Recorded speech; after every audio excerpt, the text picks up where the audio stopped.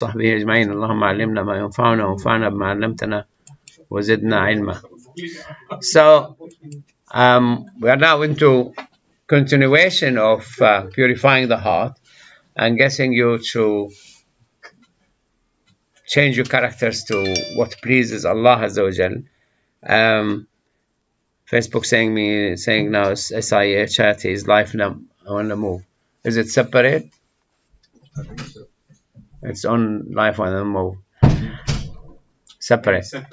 I just want to bring back a couple of stories from previous session. We didn't finish it.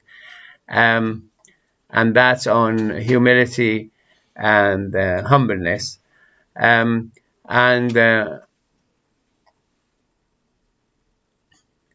this story from Ibrahim ibn Adam, he said, I was very pleased 3 times in my life. Once I was in a ship and there were a clown there making people laugh, and he used to say, and he looked at me and I was there, and he used to say to people to make them laugh.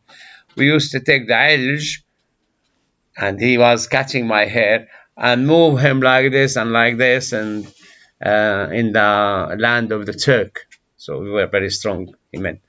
And he made no value to Ibrahim ibn Adham, and Ibrahim ibn Adham was quite happy with that I'm truly priceless, nothing, people don't make me any important person or anything. And the second one, I was very ill in a mosque, and carer of the mosque, or the muezzin, came and he asked me to leave, and I couldn't even move. So he pulled me from my leg, like if he's pulling a sheep or a goat or something, and threw me outside. And that's proof to me that people don't see me of any importance. So I'm really down to earth. And the third one, I was in Sham. Sham here, they mean Damascus. And I looked into Waliya Faru, and I couldn't. It has like a cloth which is like fur, and I couldn't find which one the hair and which one the head lice. So I was invaded by like head lices on my furrow, because they used to wear animal skin. And he said, again, I was once sitting by the side of the road, and a man came and he urinated on me. He didn't see him as, human sitting there. So another story was the time of the Prophet ﷺ, when Abu Dharr al-Ghifari had a row with Bilal al-Habashi, and he called him. He said, Ibn al-Sawda, the son of the black woman. And he went to the United Nations Equality Commission of Equality, but he went to Prophet Muhammad ﷺ, and he said to Abu Dharr, Ya Abu Dharr, إنك امرؤ فيك جاهلية, or إنه بقي في قلبك منكر الجاهلية شيء. You have some of the ignorance of Jahiliyyah, the ignorance people, some trait. So how Abu Dharr will get rid of this trait? So he realized he have a trait of racism. I'm white, he's black. He insisted that he lie on the ground and Bilal step on his face. Imagine this treatment to get rid of this trait of racism in his heart. And he insisted, and then that killed him. So I'm the white man, I'm the important, you the black, put your foot on my cheek, on my face. And Al-Hasan ibn Ali, he passed children, and they have pieces of bread, kasr khubz, like dried and pieces of bread, and they invited him to eat. So he came, he left his horse and came down and ate with them. And then he invited them to his house, and he gave them proper meal, and he gave them clothes, and he gave them أطعمهم وكساهم, food and clothing. And he said they were more generous than me because they gave me from what they don't have any more of it. So they only have these pieces of bread and they invited me to it. So he was, and Umar ibn Khattab, he divided gifts came to him, spoils, and he sent to Mu'adh in Yemen a decorated like a overcoat, and Mu'adh sold it, and he bought 6 slaves with it, and he freed them. And Umar knew that, and he sent him the next time like overcoat less expensive than the first one. So Mu'adh asked him why. He said, because you sold the first one. He said, you have nothing to do with it. It's my choice, and I can do with it whatever I can do it with it. So you have to give me my share, and I made an oath that I will hit your head with it. So, and he said, if you give me the less value one, I will throw it like to your head. And Umar ibn Khattab, he said, this is my head, but be kind with this old man. The old man will be kind to the old man. So that's, I thought, a few stories. The topic today, again, we might not finish it, مخالفة النفس. And here, to oppose the soul, which is النفس الأمارة بالسوء, the soul which order you to do bad things. So you have to recognize it and oppose it. And Allah Azza wa Jalla said in the Quran, أعوذ بالله من الشيطان الرجيم, وأما من خاف مقام ربه, whoever was frightened when he goes and meet Allah Azza wa Jalla and face the day of judgment, and he forbade his soul from following its own hawa. Why is it called hawa? Anybody? Hawa?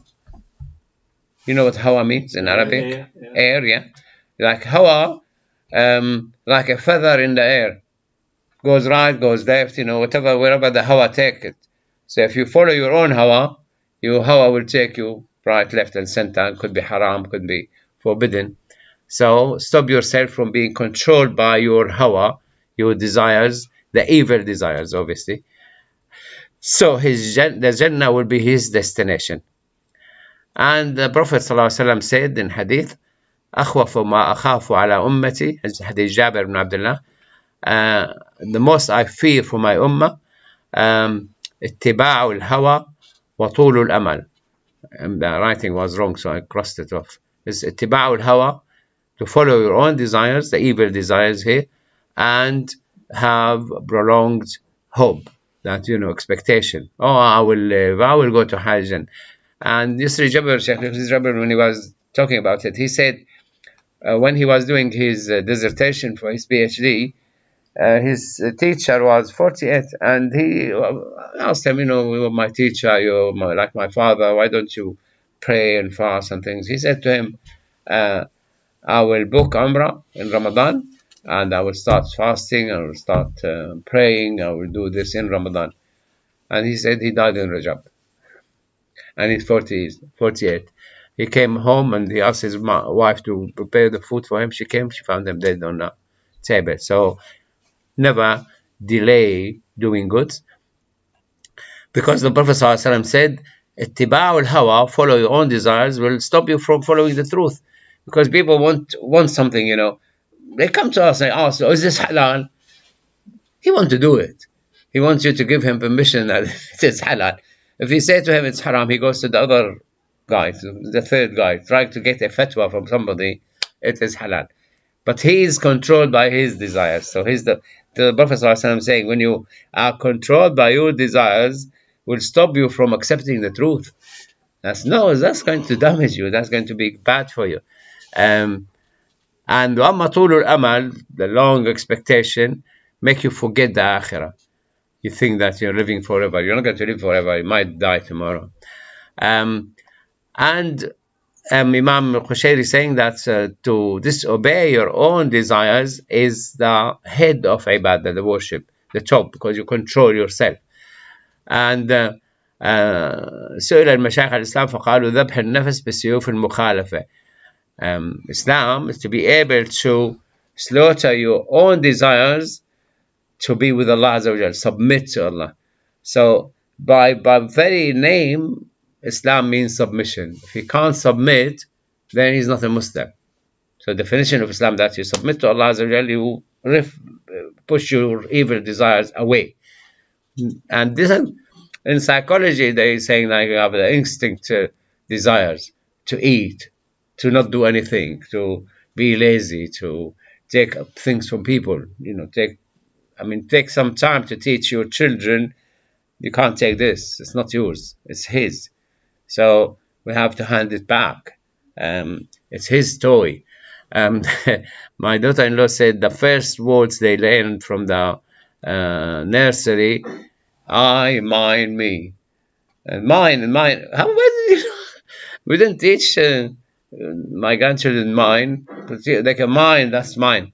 And one of my grandchildren had toys in Eid, and she can hardly carry it. I said, Granddad, I'll carry it for you. No, it's mine. And she was like, moving. I don't know whether you remember that Eid, in our house. She can hardly, it's mine. She thought if I take it, will be. So this is the Islam is. واعلم أن نجم الطوارق نفسه أفلت شوارق أنسه. If your desires flourish, you lost it. You're not going to be with Allah Azza wa Jal because you're following your own desires, and Allah will leave you. أبغض إله عبد في الأرض الهوى. The most hated God worshipped on earth is the desire. Somebody worship his own desires. He just follow his own.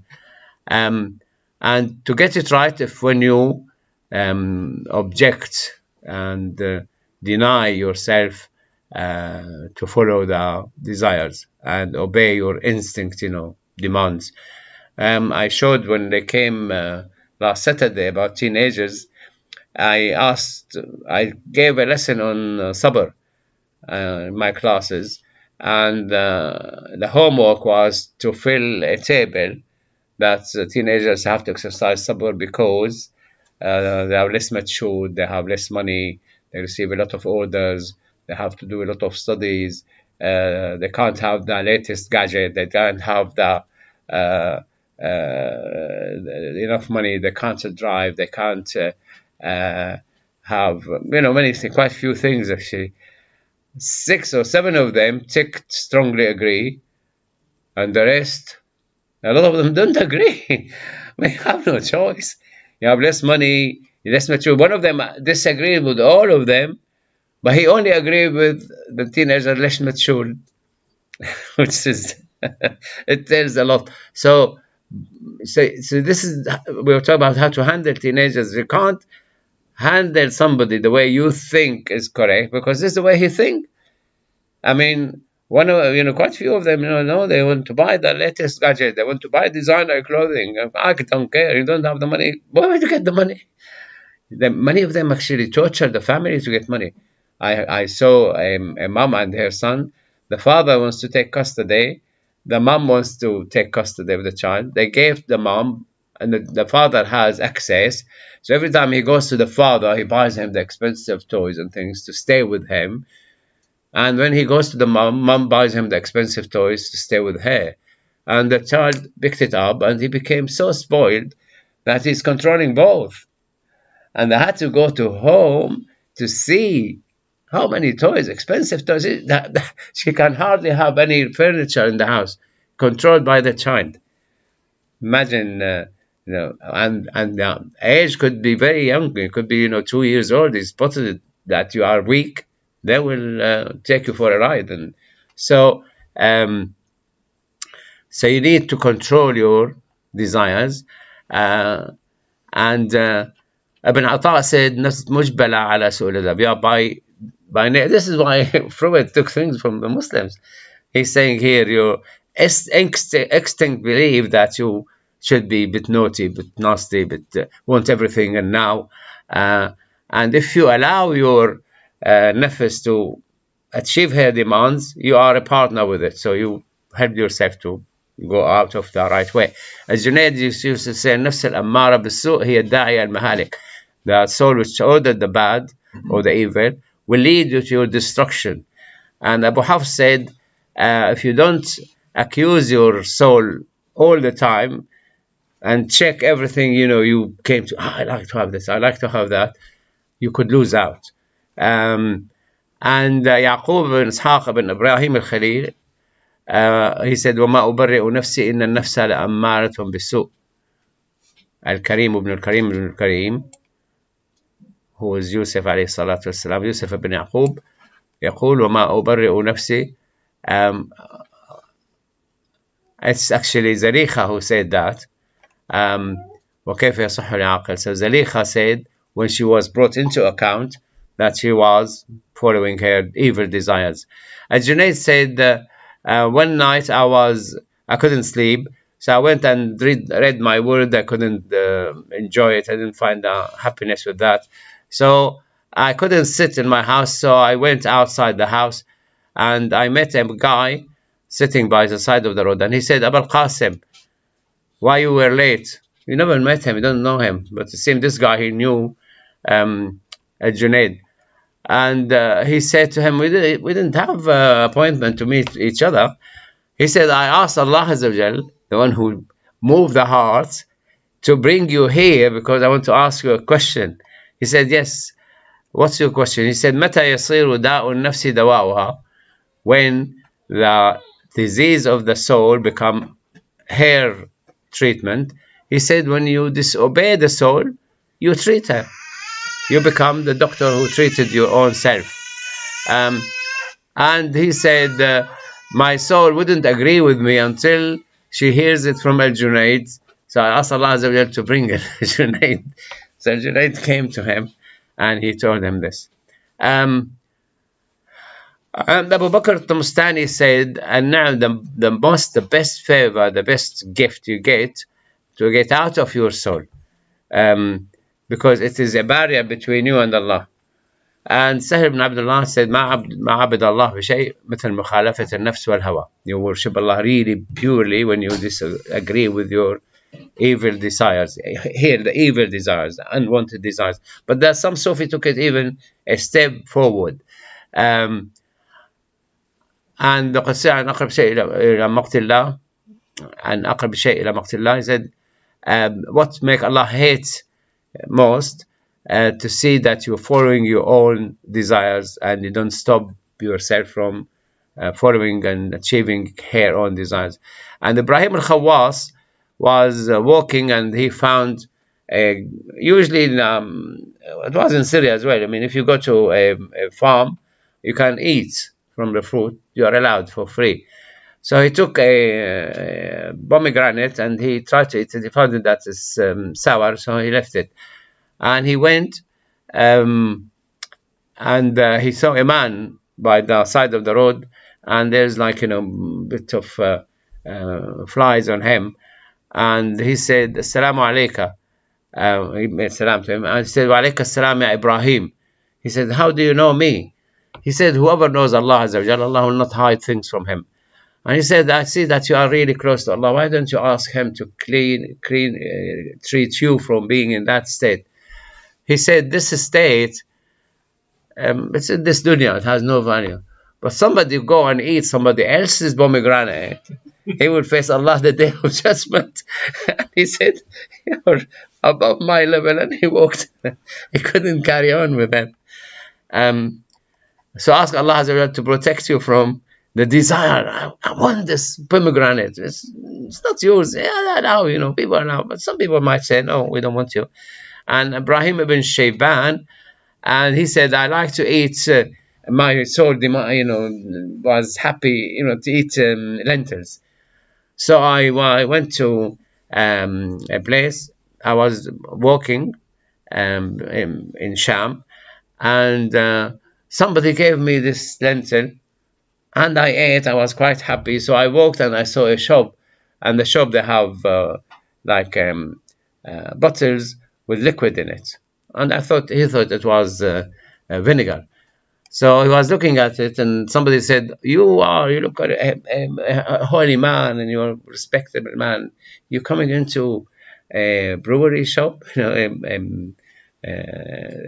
wine cellar. Oh, this is wine. And he said, now I have farad to remove the munkar. And he started pouring all this wine and khamar on the floor.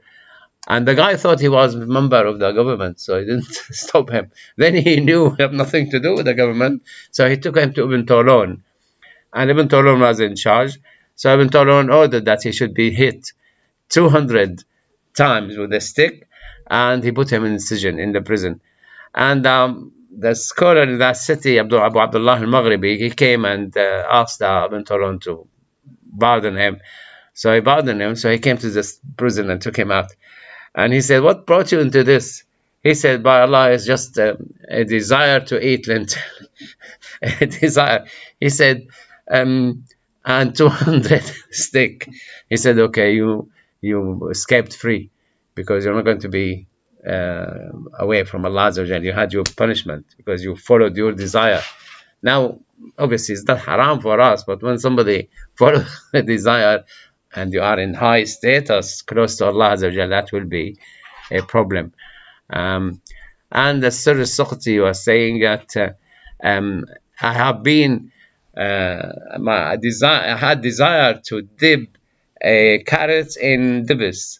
Dibis is a type of date jam made of dates. It's very nice. We used to eat it with lettuce.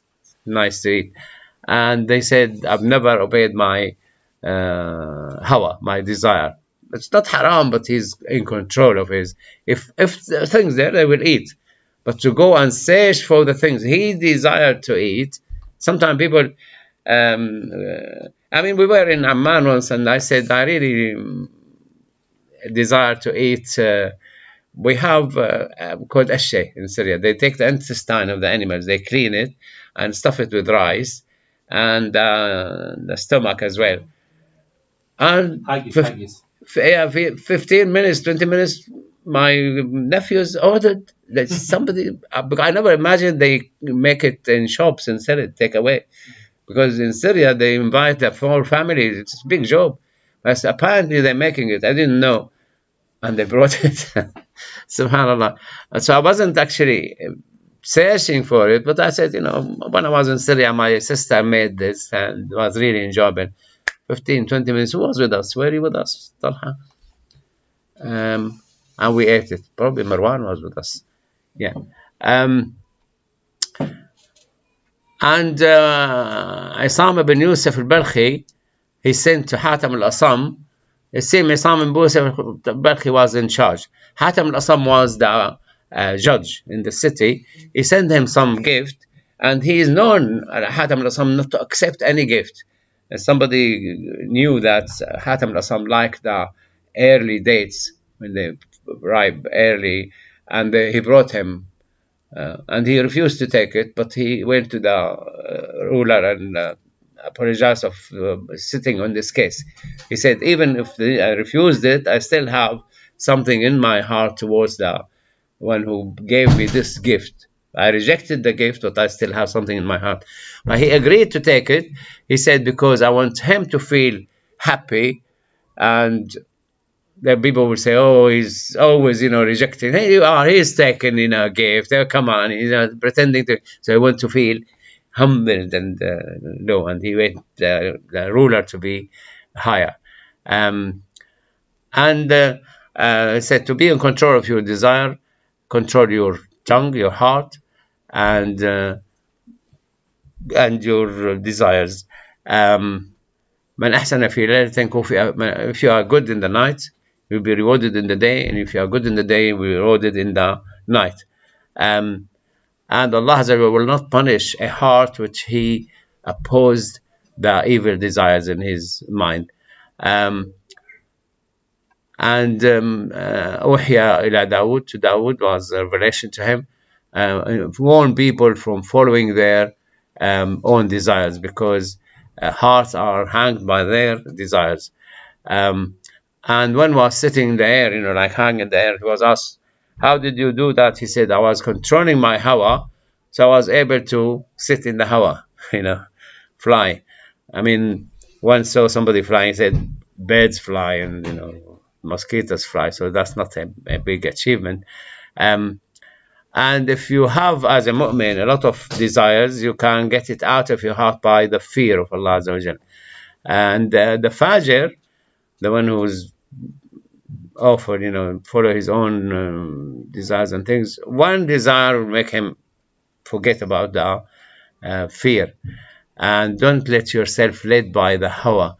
And Yusuf al-Bas لا يمحو الشهوات من القلب إلا خوف مزعج. Desires will only come out of the heart if you really have real fear of Allah Azza wa Jal, or real desire to meet Allah Azza wa Jal. So the shahwa will be controlled.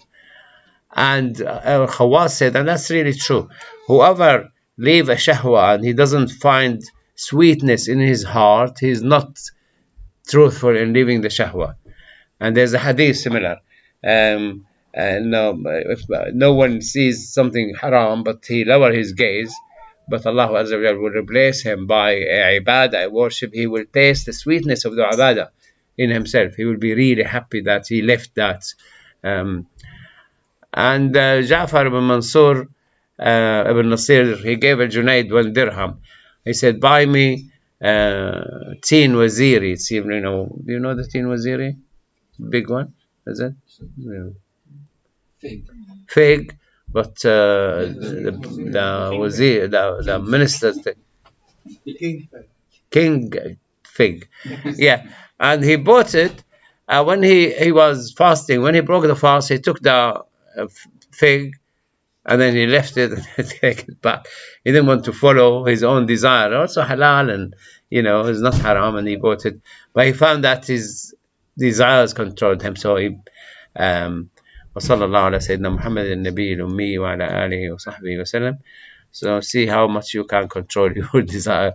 Obviously the haram desire we all leave, but the halal desire